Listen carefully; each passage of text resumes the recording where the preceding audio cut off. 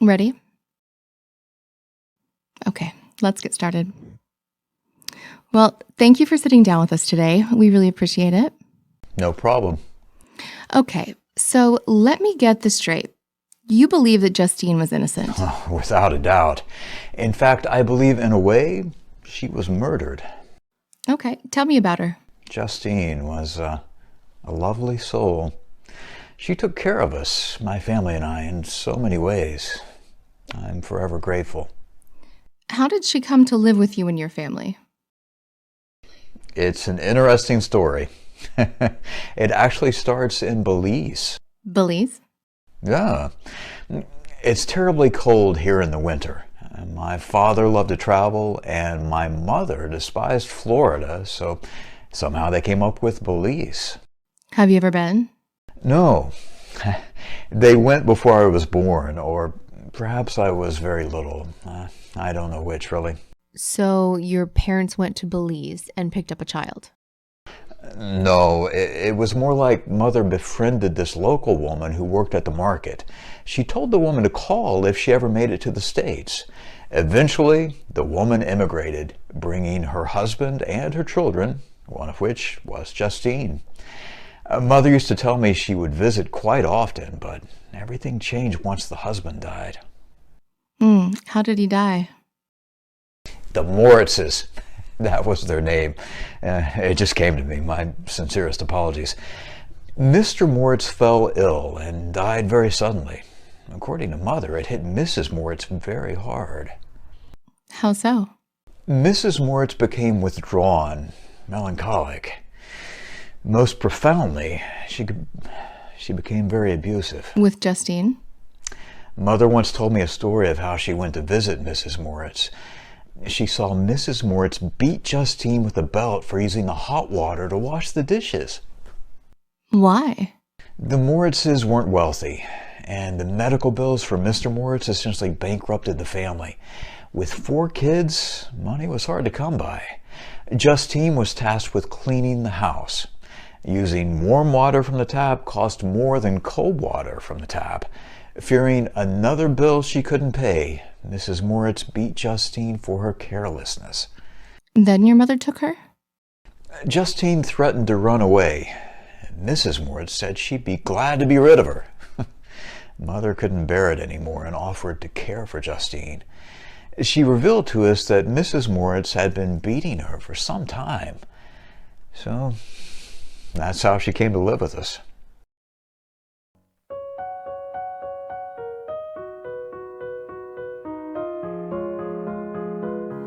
Well, first, thank you for agreeing to speak with us, Safi. It's very much appreciated. I never thought I would be, how do you say it, involved in a murder case, much less to give my opinion. Okay, tell us a little bit about yourself. I am Safi the Lacy, and I am from a little town outside Paris. Please forgive me for my English. I am still learning. You're doing fine. So, from Paris to Montpelier, Vermont, how do you like it? I like the French name, yes. But to be honest, it is nothing like home. And of course, I miss Europe, but I moved here for love. So I can say that I will learn to love it. You moved for love? Yes. In Paris, I met my husband, Felix. Felix was a business partner of my father. Legally, I am not allowed to speak about their arrangements, but that's how we met. So he swept me off my feet with his bad French and me with my bad English. When we met, we hardly could speak to each other. How do you fall in love without speaking? Love finds a way. And of course, there are other ways to show someone that you love them. Are you sure you want to share? Oh, no, nothing pornographic. I mean to say that the look in his eyes, and he gave me flowers soon after our first outing. In fact, he gives me flowers almost every day. So I knew we were meant to be together. So you got up and left France just like that, huh? No, of course, not without difficulties.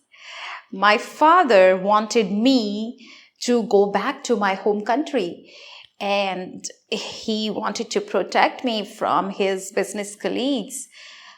But there is no place for me in my home country, and it is not something I wanted. Where is the home country? Dubai, Emirates. Dubai is a developed international city. Yes, but I'm a woman who loves wine and who's not afraid to speak her mind. Ah, I see. Instead, I chose love. In the middle of the night, I packed my things, called a taxi, and flew out. And that was the easy part. How do you mean? So, I had a very little idea where Felix lived, and legally we could not have contact. And, eyes everywhere. So I flew from Paris to Montreal, Canada, and from there to Montpellier. How? By plane, by taxi, by bus. We left messages with the strangers. We downloaded secret apps on our phones. Yeah. Anyway, I'm here now, to my love, to my new country, to my new home.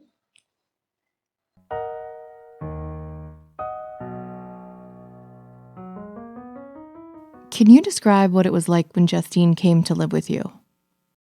Our house was never the same after that. Justine cooked and cleaned all the time. The neighbors perceived Mother had hired a live-in au pair. Mother tried to convince her that it was not necessary, but she wouldn't hear of it. Justine was so grateful to have a home. How did Justine get on with all of you? Oh, like milk and honey. She and Lizzie became fast friends. She hand-sewed a beautiful scarf for her 15th birthday. Justine left it on top of Lizzie's coat for her to find in the morning. I take it Elizabeth, that's your older sister, right? She loved it? Not quite. I mean, yes, she adored the scarf. What I meant to say is that Lizzie isn't a blood relative. She too was adopted. But she is to me, to all of us, a member of the family. A very modern family. The girls then found some commonality, both being adopted. Lizzie loved Justine like a sister. She often did her hair. She comforted her when Justine broke up with that awful boyfriend. In fact, I saw Justine in tears one day, and I thought something dreadful had happened. She said it was tears of joy. Justine had baked her a cake. Justine said no one had ever made her anything. How did she get along with you and Victor? Oh, wonderfully. I mean, Victor was the eldest, so he was always in and out, and even more so when he went away to university.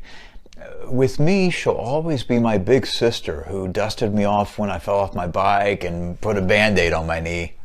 And William? Oh, she would watch over his crib at night to make sure he was sleeping.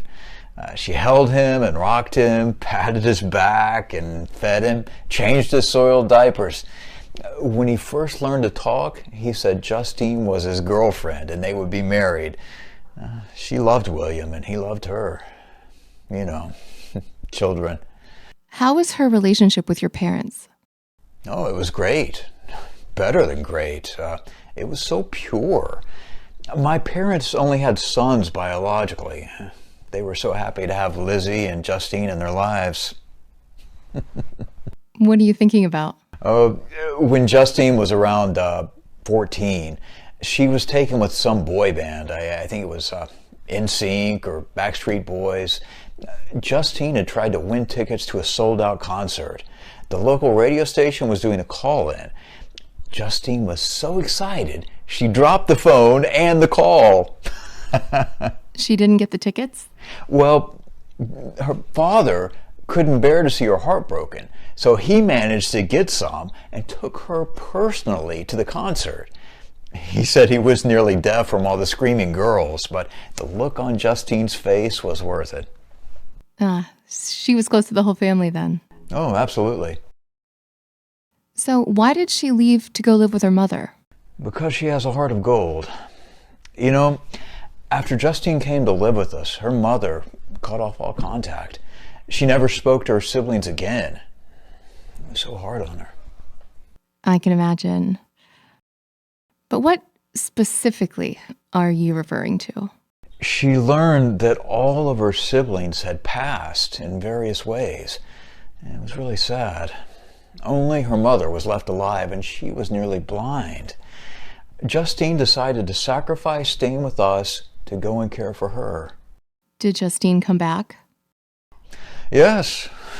Her mother hadn't changed, unfortunately. She was still awful to poor Justine. And she died. Justine buried her and came back to live with us. Was she welcomed back? Oh, of course. How was her attitude then? Solemn, of course. I mean, losing your entire family is heartbreaking. But she had your family, no? Yes, but she can still be sad for the loss of her biological family. I mean, we all doted on her. Let's talk about what happened that fateful night.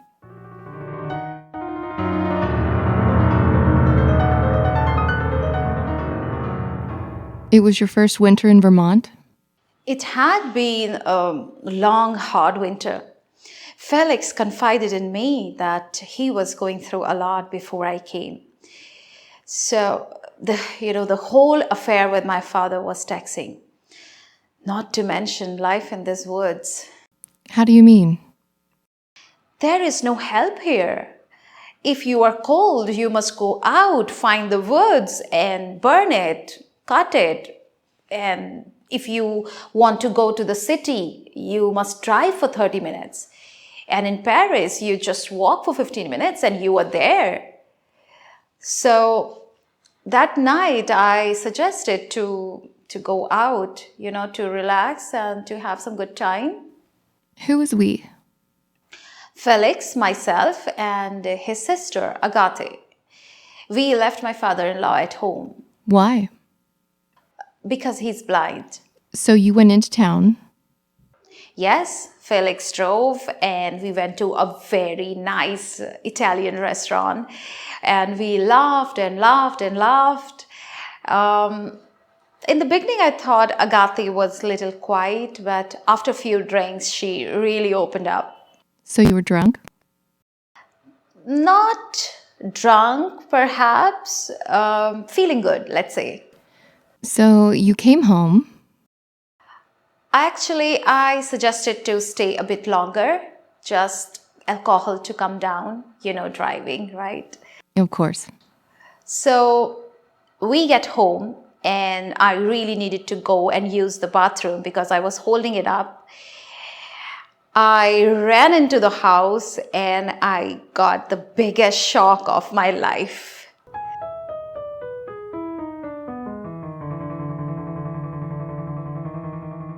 So what were your thoughts about Victor?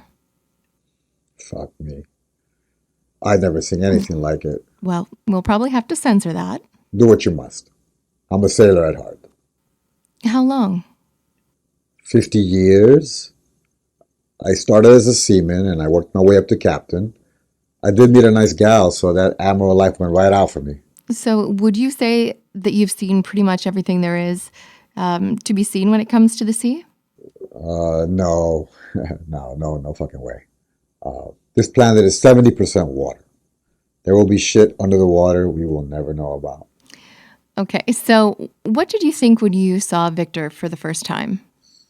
I took a nip of some whiskey, if I'm being honest. But seeing this tiny frozen guy in this tiny boat, I laughed. You laughed? Hell, have you ever seen something so ridiculous you just had to laugh? That's how I felt for a split second. But, just as soon as I saw him, I called out to him. I thought he was dead at first. What happened when he was on the boat? We were actually stuck in that spot. It was a miracle we were both there. You see, we were doing an exercise and got stuck in the ice. To be honest, I'd been drinking a lot of whiskey then. I never knew if we'd make it back. when we brought him aboard, I had an inkling things were going to start to turn around. But Victor was a mess. Can you go into a little bit more detail? Sure. I mean, he was disheveled and gaunt and looked like he hadn't slept or ate in days. He could hardly stand up. He fell over 3 damn times. I had my men carry him to my personal cabin instead of the sick bay. Did he say anything? After a few days, he was so weak, like an abandoned bird. All he could do was look up and groan. Finally, he started talking, and ma'am, I must tell you, that man could talk. He was saying crazy shit about how he was chasing a monster. A monster. Hell, I thought he had read Moby Dick one too many times, but something in his eyes made me believe it. Well, I mean, made me believe that he believed in whatever it was. And what was it? What were you doing that particular evening? A game, I thought. We had all gone out for a walk, and William suddenly wanted to play hide and seek. I told him we were too old for that sort of thing. How old was William at that time? 19. What was his reasoning? Well, he told me that since Victor went away and hardly called, he figured that's what university life was like. Soon Lizzie would be off, then Justine, and I was going to enlist right after high school. He said it was the last thing we could do as a group. It never occurred to me that, well, he was actually right. So you decided to play the game? William went off first, then Justine, then me. Lizzie was the one counting. Unbeknownst to me, I had actually crouched down on an anthill, so Lizzie found me first. Then the two of us went off to find the others. We caught Justine as she was trying to run in between 2 spots. That just leaves William. We never found him. The night came quickly and it was starting to get cold. We called out for him. We phoned him on his cell, texted him, FaceTimed, everything. Eventually, we went back home to tell our parents. Did they call the police? They said they would wait a while longer. Maybe William would come home. Why not call right then?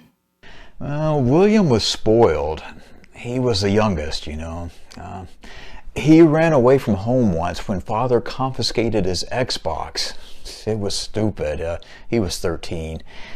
He didn't get very far either. You thought he was just playing around? I didn't exactly know what to think, except for the fact that my brother was missing. Justine got angry. She accused my parents of being fools. She thought they should have phoned the police straight away. Most parents would call the authorities if their child was missing. Yes, but William was nearly 17. So how did your parents respond to Justine's outburst? Well, they tried to calm her down. They didn't want things to get heated. It wouldn't have solved anything. My parents were always so patient. And did Justine calm down? No, it made the whole thing worse. Justine was the type of person who hated to be told to calm down. It just made her more anxious. So you're saying she was quick to anger? No, I'm not saying that. She was emotional. She was so attached to William. She said she could never live with herself if she knew William was out there and she didn't try to look for him. Your parents let her go? What choice did they have? Did she come back? In the morning, yes. We fell asleep in the living room, waiting. Our parents woke us up with some tea. We asked them if William had come home, and they said no. They phoned the police, who were coming to take a statement. That's when Justine came back. Where had she been? She said she fell asleep in an abandoned barn, having exhausted herself looking for William. And did you believe her? Oh, of course. She looked awful. Her dress was torn from the haystacks. She said she was going to change and shower before the police got there. You don't think it's strange for her to do that? No, I mean, since when is bathing strange? Then the police came? Yes, they did. They questioned all of us. They asked for us to retrace our steps. They asked permission to look through our phones. They even asked for Justine to bring down her dress. Did she? Yes, and that's when they arrested her. What did you do? I screamed. I had never seen something like that in my life. This thing was nearly 3 meters tall, and its skin was yellow like a dirty rag. It looked like it has never seen the sun, and the eyes were milky white, and the teeth were protruding. There were no gums. It looked like something coming out from a horror film. How did Felix react? He attacked it, of course. This thing was standing next to his father. This thing was touching his father. And we could see the red swollen stitches all over. And Felix started punching it, but it didn't move. In fact, it spoke. Spoke? Like spoke? Yes, in English, nearly as good as Felix's. It grabbed onto Felix's father and wouldn't let go. It was begging Felix to stop, saying that it was lonely and he needed friends, someone to speak to. Did Felix stop? No, he didn't. In fact, he beat it terribly until I was sure that somehow those stitches which were holding it together would burst. He pleaded once more. He had been watching us. He wanted to be like us. And in that moment, Felix got enraged and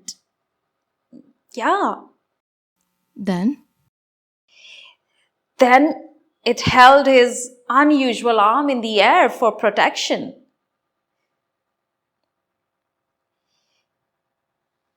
The milky eyes, straining from the tears, quickly ran out. He ran out. Okay, so he ran out of the house, but did you ever find out how he actually got into the house?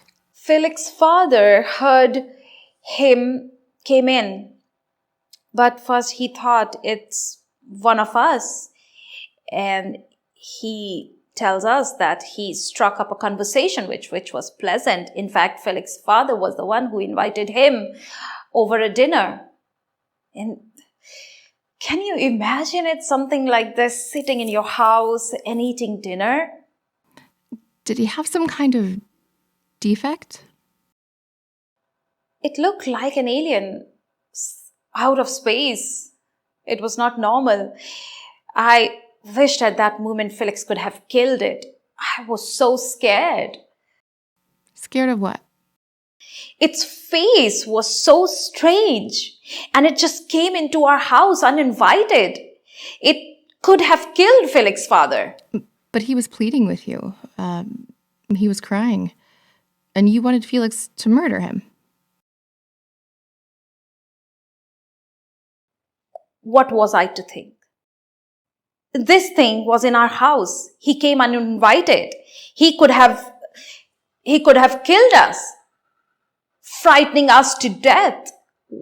Don't you think we have a right to defend ourselves? Did he do anything? No.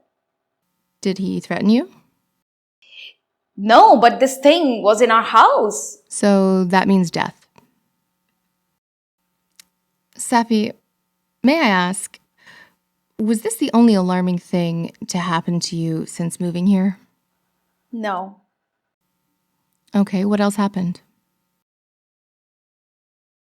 Some ignorant people used to think that I am a terrorist. They carved ISIS posters into the car and threatened me to kill me because they overheard a conversation which I was having with my father in Arabic outside a supermarket. Did you file a police report? Of course, they had no rights to treat me this way. I was not doing anything wrong. I was barely existing. Did you feel alone? In those moments, yes. I couldn't find Felix, and I was very scared. Okay. Did the police ever catch the people? No. How about the incident at home? Did you file a report? Yes, we did. We describe it. We somehow we told them how we think he got in, and they found it. They searched for it, but somehow they lost it. But they found where it was living, and I can't believe it was a small, awful room with no lights and no windows. I don't know how it lived there, like a caged animal. Okay, so you said he spoke to you. Did he give you his name? He? Who? The one with the strange appearance? No, it didn't exactly introduce itself. Well, do you think he was given a chance? I suppose not.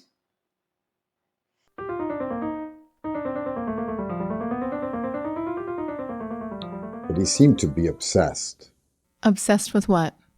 Some person or thing. Really, I couldn't tell. He was muttering to himself like a fucking fruitcake. Okay, so what did he tell you? He told me this wild story. You know, the first thing they tell you when you join the Navy is to wash your underwear. The second thing is that old story about the crew who was so deprived they saw a sea cow and thought it was a skirt. The water plays tricks on you. So you think his story was something that he imagined? No doubt. We had been out to sea for about a month already. When we found him, he had no provisions, barely any clothing. He was just out there, you know? What was the story? He was looking for a serial killer. A serial killer? Yes. Some monster, he said, was responsible for the death of his wife, his best friend, younger brother, and younger sister. So what did you make of that? Hell. Someone had murdered everyone I loved. I want the bastard dead too. What are you thinking? It's the whole story. Just seemed off. I mean, why was he so far away? If some psycho was out there killing folks and you knew who it was, why not just go to the police?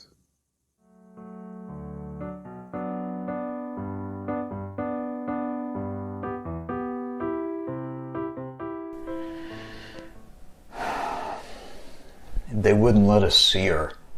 They said she had waived her right to counsel. Why do you think she would do that? Because she was innocent. She thought it must have been some mistake. She was so honest, almost to a fault. How did you take it when you found out she didn't want a lawyer? I thought it was a mistake. I mean, they show it on TV. One should always have a representative when faced with any type of disciplinary issues. Father was the only one who had hope. Can you explain what you mean by hope? Well, he was such a righteous and honest man, and although Justine was adopted, she held the same convictions. What do you make of the necklace that was in her possession? There would be no reason for her to even have that necklace unless William had given it to her. According to reports, it was a necklace given to him by Elizabeth, and it was inscribed with your mother's name. So I gather it must have been pretty important. Exactly. And Justine knew about the necklace. She was there when Lizzie had given it to him. So how did she come to have it? She had to have been framed. How? I don't know. It just doesn't make sense. Since Justine had been living with us for so long, she would have had plenty of opportunity to take it. Why wait until we're going for a walk? Yeah, a perfect time. I mean, don't you think? Everyone would be distracted. I mean, the walk wasn't even planned. Therefore, William running off wasn't either. Justine would have had some way of knowing, and there's zero evidence of premeditation. Some say it was a crime of convenience. I'm telling you, it's not. There was no bad blood, and Justine didn't want for anything. Did she have any debts or anything like that? Did she owe anyone money or anything? No. She was a hard worker. She worked at a big chain store when she wasn't at home or at school. She was saving up money. That piece was appraised at being worth $2,000. Now, that's not bad for a struggling student. I guess, but we were there, her family.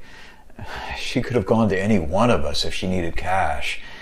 And if she did need it, why not just take the jewelry and sell it? There would be no reason to kill William. Unless William caught her in the act. You sound like the police. There was no act. She did not kill William. Speaking of the police, she confessed to the murder. How do you reconcile that? It was a false confession. How so? She was railroaded. They wouldn't let her leave even after hours of questioning. They wouldn't even let her use the bathroom. They claimed something would happen to us if she didn't tell the truth. Most odious of all, they told her she could go home if she admitted it. So she did. Then she recanted. Yes. We hired a defense attorney who was able to get the confession thrown out, but the jury saw this Latina woman with stolen goods on her, and they chose to convict. What about an appeal? Yeah, we were working on that until she was found dead in her cell. When? A few days before I found the body.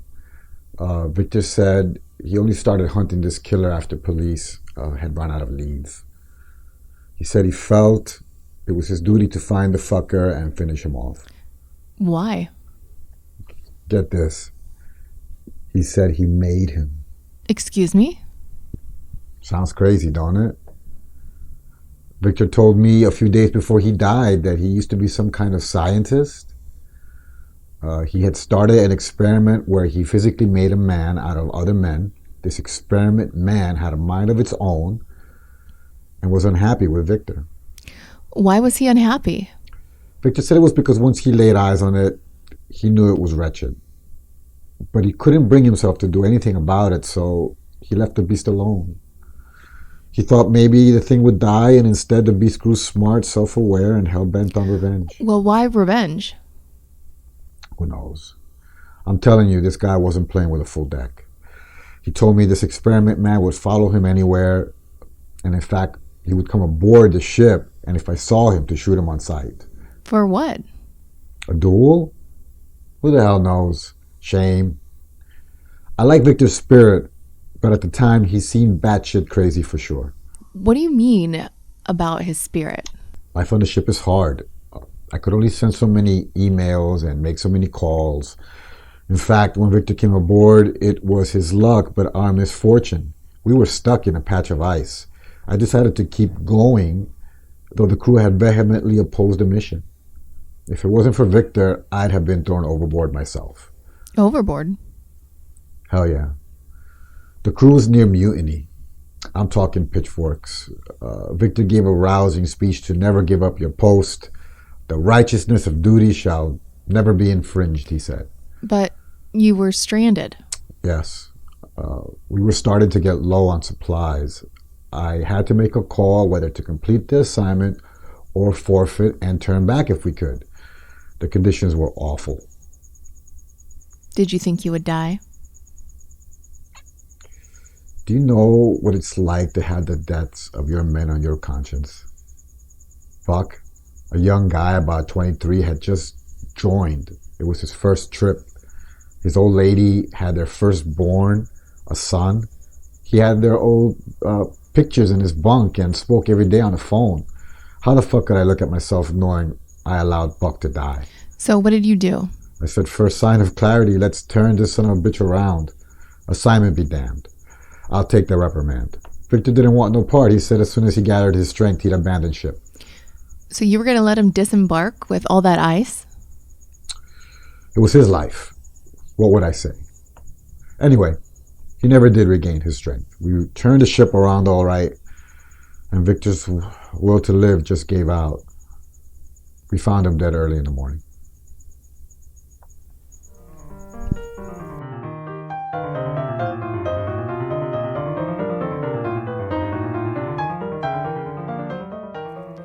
How did it happen? She hanged herself. How did you feel when you learned about her death? Despair. I knew in my heart of hearts Justine was innocent. She had to have been framed. 2 senseless deaths. What's your theory of the crime? Do you know how many serial killers are in operation in the U.S. right now? No. 50 at any given time. Well, what makes you think that it's a serial killer? Well, only an evil person could strangle so many people like that. Leave their bodies in the open like that. Justine was just a scapegoat, a decoy, a red herring. Serial killers are hard to detect and are seldom caught. And I have evidence. May I?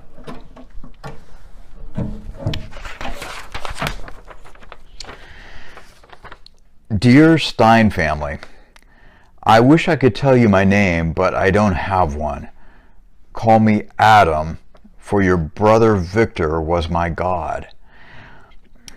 He created me from the ribs of many men, and subsequently I took on a most unnatural form.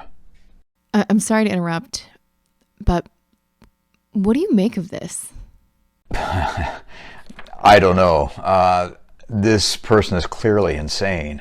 Okay, would you mind just taking a brief pause? I'd like to get some more insight on this.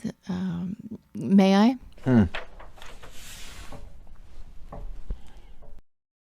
Okay, I'm just going to make a quick photocopy. What's that? I wanted you to read it. Just start there where we highlighted it. Abandoned by Victor at college, I was left to fend for myself. I taught myself to speak, read, farm, and build. I roamed day and night looking for a home and family. I once thought I had found one, but they were afraid of my wretched, unmovable mask. All I ever wanted was someone to love me. I begged everyone I came across, and they shunned me, threw rocks, and even shot at me. Forever lonely, my glee for humanity turned to rage, and that was directed at Victor. A man who had all the love but never showed it. He created me and left me to rot. I wanted to take from him everything he had deprived me of. How do you feel knowing that he felt that way about your family? I feel awful. And I completely empathize with his pain. But I cannot say that my gut feeling was entirely false. I wanted to take from him everything he had deprived me of. It was I who killed William. I took the jewelry and planted it on Justine while she slept. I strangled Henry and Victor's beloved wife, Elizabeth. Victor, enraged with me, now chased me, and it gave me purpose. However, he died in his quest for vengeance, and instead of feeling satiated, I felt more lonely, worse than ever. Now there was truly no one who thought of me. What are your thoughts now?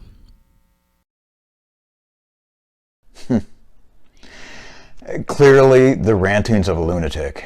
This Adam is angry with my brother for a clearly dubious reason.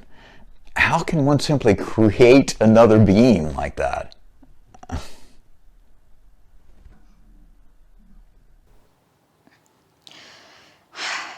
You didn't see it. I tell you, it was absolutely another being.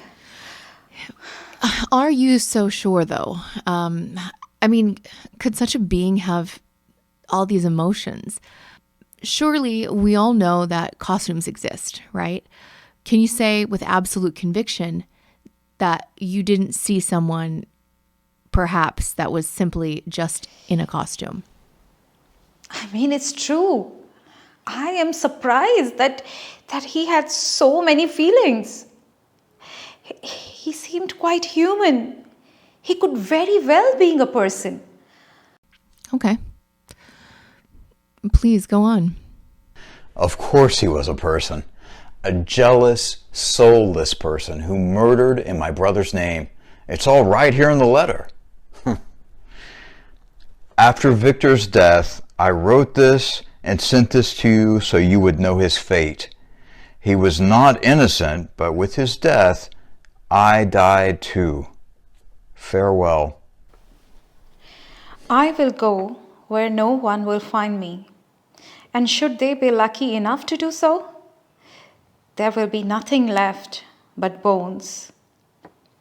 May God have mercy, he who goes by the name Adam.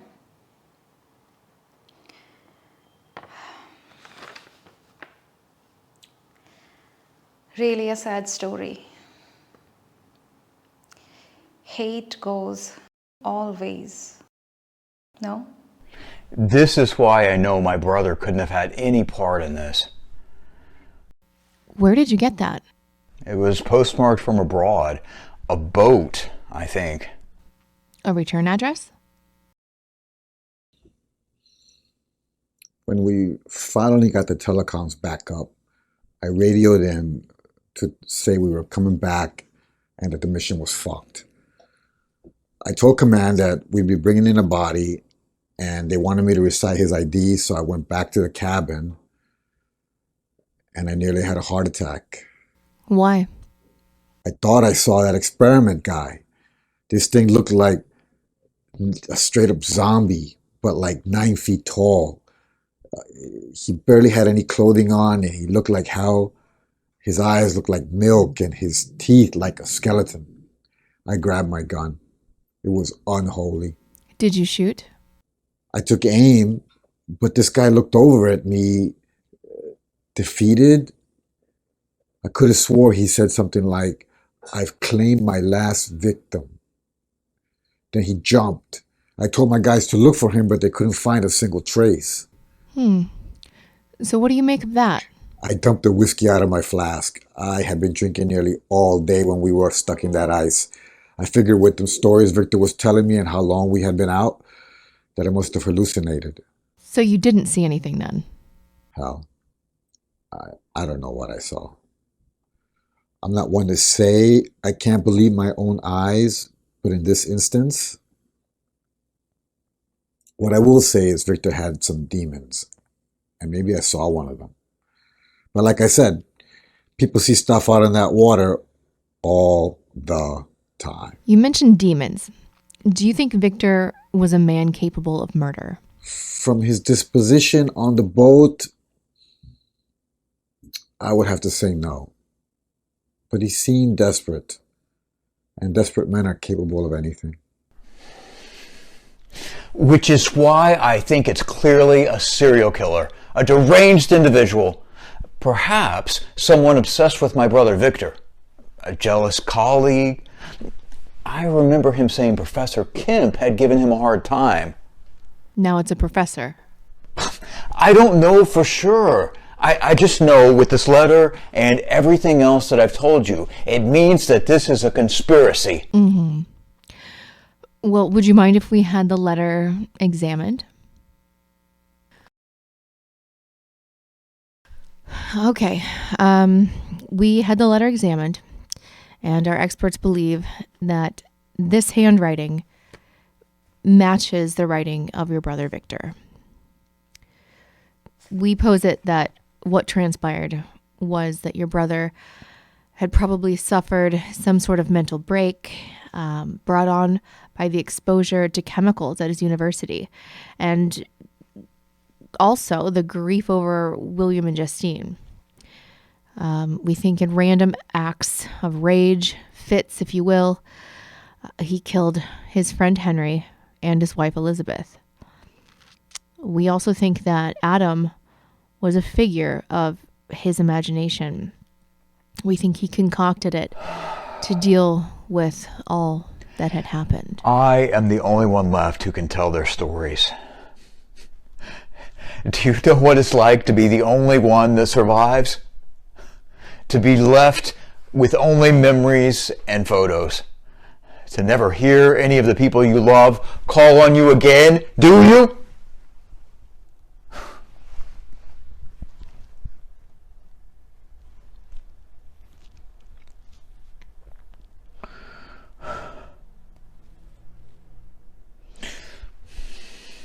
I know they didn't do this. Someone has killed my family.